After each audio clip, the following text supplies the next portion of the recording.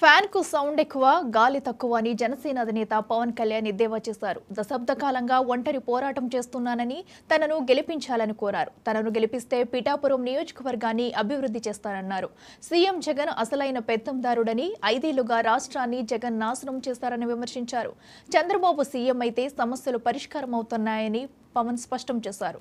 తనను ఓడించేందుకు గ్రామానికో ఎమ్మెల్యేను జగన్ పంపించారన్నారు జనసేన అధినేత పవన్ కళ్యాణ్. ప్రజలు ఎక్కడ ఉన్నా సరే, అది ఆదిలాబాద్ తాండాలో ఉన్న, నల్గొండ ఫ్లోరోసిస్ వ్యాధులున్న తెలంగాణలో, అలాగే ఉత్తరాంచల్లో గంగా ప్రవాహానికి అడ్డొచ్చే మనకి విద్యుత్ కేంద్రం ప్రాజెక్టులు వాటి గురించి అయినా సరే, ఆంధ్రప్రదేశ్ లో ఏ మూల సమస్య వచ్చినా, ఒక ఉద్దానం సమస్య కానీ, ఎలాంటి సమస్య వచ్చినా, క్యాపిటల్ సమస్య కానీ, మన ఉప్పాడ తీర ప్రాంత సమస్య కానీ, సముద్ర కోత గురి ఉప్పాడ తీర ప్రాంత సమస్య కానీ, ఏదైనా సరే నేను సమస్యని నాది అనుకున్నాను తప్ప ఇది నా నియోజకవర్గం అనుకోలేదు.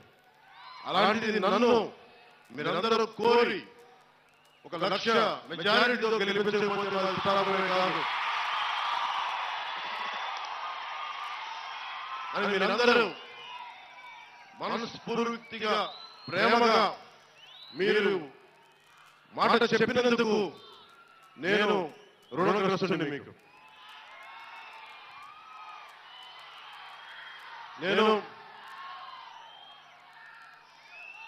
ఎక్కువ మాటలు చెప్పే వ్యక్తిని కాదు. ఒక మాట చెప్పానంటే ప్రాణం పోవాలని మాట ఆయనకి తెలుసు.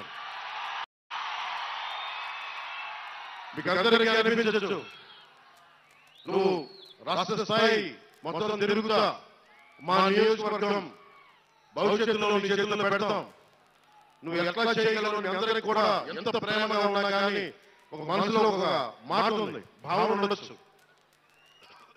దానికి ఒకటే సమాధానం చెప్తున్నా.